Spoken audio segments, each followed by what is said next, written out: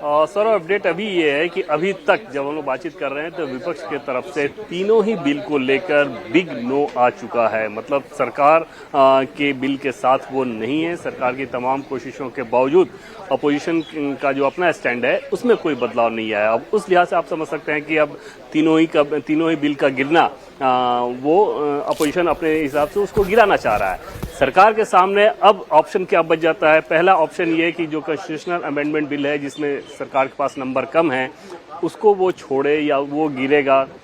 दूसरी चीज की डीलिमिटेशन कमीशन को लेकर सरकार निश्चित तौर पे, क्योंकि उसके लिए साधारण बहुमत से उसको पास कराया जा सकता है, तो उस पर आगे बढ़ सकती है। वो एक विचार चल रहा है। और पहले वाले बिल के संदर्भ में कि महिला आरक्षण को लेकर जो संख्या बढ़ाने वाली बात है वो अगर गिर रहा है तो वहां पर सत्ता पक्ष की रणनीति ये है कि फिर जनता के बीच जाया जाए। उसके लिए बहुत सारे प्रोग्राम वगैरह को लेकर डिस्कशन ऑलरेडी चल रहा है।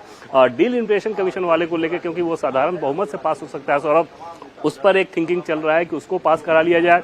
उसमें अड़चन ये है कि अभी जो बिल रखा गया है वो जो 850 के हिसाब से जो स्ट्रेंथ बढ़ाने की बात है उसके हिसाब से उसको रखा गया है, वो नहीं पास हो सकता। क्योंकि आप पहला ही बिल आपका पास नहीं हो रहा है तो दूसरा उससे जो लिंक्ड है उसका कोई मतलब नहीं। तो उस कंडीशन में सरकार 2023 का जो कानून है जिसको कल नोटिफाई कर दिया गया कल रात में, उसके आधार पर डीलिमिटेशन को लेकर एक बिल आ सकती है। वो एक अमेंडमेंट होगा उसमें, क्योंकि उसमें यह था कि जो लेटेस्ट सेंसस होगा उसके आधार पर, जबकि अब सरकार ये कर सकती है कि 2011 वाले सेंसस के आधार पर डीलिमिटेशन का बनाया जाएगा, उसके लिए एक बिल लेके आ सकती है। मतलब एक अमेंडमेंट बिल आ सकता है।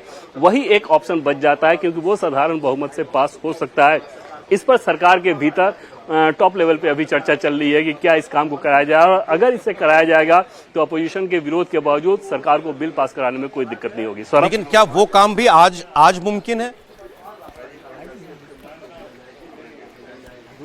हाँ, निश्चित तौर पर उसमें कोई बहुत समस्या वाली चीज नहीं है। सिर्फ एक अमेंडमेंट लेके आना होता है और क्योंकि सरकार के सभी लोग ऑलरेडी पार्लियामेंट में मौजूद हैं तो उसमें कोई बड़ी अड़चन वाली चीज नहीं है। तकनीकी तौर पर भी नहीं है और उसको व्यवहारिक तौर पर भी आप देखें तो उसमें नहीं है। और कल रात वाला जो नोटिफिकेशन था सौरभ, वो नोटिफिकेशन उस बात को लेकर बहुत ज्यादा चर्चा चल रही है। उसमें यह था कि 2023 में जो कानून पार्लियामेंट ने जो पास किया और फिर राष्ट्रपति के हस्ताक्षर के बाद वो एक्ट बना, लेकिन वो एक्ट उसमें ये लिखा गया था कि ये इम्प्लीमेंट तब होगा जब सरकार को ये तिथि नोटिफाई करेगी। और हम सभी जानते हैं कि कोई भी कानून जब तक नोटिफिकेशन नहीं होता तब तक वो कॉन्स्टिट्यूशन का पार्ट नहीं हो सकता, वो अमल में नहीं आता। उस कानून का 2023 वाले कानून का कोई नोटिफिकेशन नहीं हुआ था। जब उसका ही नोटिफिकेशन नहीं हुआ था मतलब ये कि वो कानून अमल में नहीं आया, तो फिर अमेंडमेंट किस बात का? तो उस लिहाज से कल वो नोटिफाई भी कर दिया गया। मतलब अब वो कानून कॉन्स्टिट्यूशन का पार्ट है। उसमें आप डीलिमिटेशन को लेकर एक हिस्सा अमेंड किया जा सकता है कि डीलिमिटेशन का आधार जो मौजूदा सेंसस, मतलब अभी जो सेंसस हो रहा है वो ना हो, बल्कि 2011 का जो सेंसस है उसके आधार पे किया जा सके। तो दो बातें देवेंद्र आप बता रहे हैं, मैं थोड़ा और क्लैरिटी के लिए आपसे दोबारा पूछ रहा हूं। एक तो ये कि जो संविधान संशोधन मुख्य जो बिल है वो उसके नंबर्स फिलहाल दिखाई नहीं दे रहे, सरकार के पास तो नहीं है, ऑपोजिशन साथ उसमें नहीं देना चाह रहा, तो वो बिल हो सकता है पास ना हो पाए। डीलिमिटेशन बिल में जिसमें वो 850 संख्या मेंशन्ड है, तो वो उस बिल में से वो 850 वाला पोर्शन हटा दिया जाए और उसको 2011 के सेंसस से लिंक कर दिया जाए। इतना अमेंडमेंट उसमें मूव करके सरकार उसको पास करा सकती है। ये आज काम हो सकता है। यही आप बता रहे थे? ये एक, हाँ बिल्कुल सर, ये एक विंडो है जिस पर सरकार इस काम को करा सकती है और उसमें उसको अपोजिशन के नंबर्स की उस रूप में जरूरत नहीं है। अब सरकार के भीतर अभी तक जब हम लोग बातचीत कर रहे हैं सौरभ, से थोड़ी देर पहले भी एक बड़ी मीटिंग हुई है इसमें केंद्रीय गृह मंत्री अमित शाह के साथ सरकार के तमाम बड़े मंत्री थे, तो उन सबके बीच इस बात को लेकर मंथन चल रहा है। अंतिम निर्णय मुझे लगता है कि 3 बजे तक हो पाएगा सरकार की तरफ से कि क्या वो इस काम को कर रहे हैं या ऑलरेडी जो तीन बिल रखे गए हैं उनको ही वोटिंग के लिए लेकर जाया जाएगा। अगर वोटिंग के लिए लेकर जाया जा रहा है, क्योंकि अपोजिशन के रवैये में अभी तक कोई बदलाव नहीं हो, बदलाव के कोई संकेत भी नहीं, वो बिग नो बोला जा चुका है, तो उस कंडीशन में नतीजा आप जानते हैं कि क्या होगा। फिर वो एक पॉलिटिकल लड़ाई ही होगी कि जनता के बीच सत्ता पक्ष जाएगा और वहां पे, क्योंकि अभी चुनाव जहां हो रहे हैं तो वहां पर एक नैरेटिव बनाने की कोशिश की जाएगी। लेकिन डीलिमिटेशन वाला एक विंडो अभी है जिस पर शीर्ष स्तर पे चर्चा चल रही है, ऐसे टॉप सोर्सेज से सौरभ जानकारी मिली है। तो क्या इसका मतलब ये हुआ कि सीटें बढ़ाने पर सरकार अभी फिलहाल आगे नहीं बढ़ेगी, ये जो मौजूदा संख्या है उसी पर आरक्षण मतलब लागू हो, उसकी उस बिल की मंशा ये होगी? वो विंडो भी अभी सॉल्व क्लियर रहेगा कि क्या सिर्फ डिलिमिटेशन के लिहाज से आप इस काम को कर रहे हैं कि क्योंकि ज़रूरी नहीं है कि वुमेन रिजर्वेशन के बाद ही डिलिमिटेशन किया जाए। तो ज़्यादा संभावना इस बात की रहेगी कि डिलिमिटेशन सिर्फ एक कराया जाएगा, क्योंकि 26 तक हम जानते हैं कि उसको रोका गया था। तो उस कंडीशन में डिलिमिटेशन के लिए एक विंडो खोल दिया जाए एक नए कानून के मार्फत, ताकि 2029 का जब लोकसभा चुनाव हो तो नए सिरे से परिसीमन के बाद उस लोकसभा चुनाव को किया जाए। उसके तकनीकी चीजें क्या क्या ऐड की जा रही हैं, उसके लिए अभी वेट करना होगा। जैसे कि पहले मैंने आपको कहा कि अभी भी मंथन जारी है उस बात को लेकर। देवेंद्र, बहुत शुक्रिया आपका, ये बहुत महत्वपूर्ण अपडेट है ये।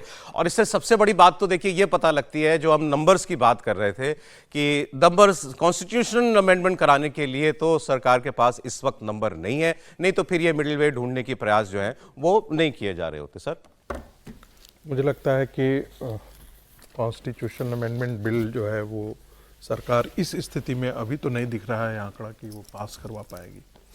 जिस प्रकार के आंकड़े नज़र आ रहे हैं उसमें तो कहीं दूर दूर तक नहीं आ रहा है।